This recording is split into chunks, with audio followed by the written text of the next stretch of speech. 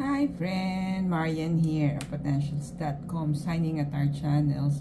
So today, let me share with you our haul, our book sale haul in Robinson's Cabanatuan. Yes, we're in Cabanatuan now. So ito yung ano natin. So we'll go back there later. Meron tayo isa pang book that we want to buy. So every Monday Matters, it talks about different things that parang simple things that we need to do na hindi natin ginagawa. So 52 ways to make a difference. Yan.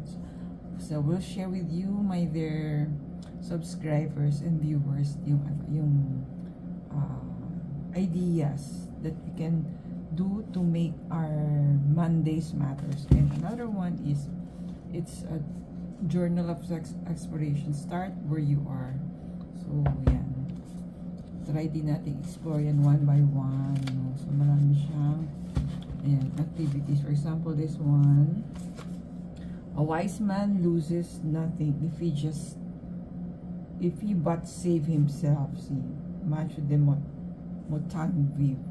So think of something you lost recently and what are two positive insights you gained from the experience. Yes.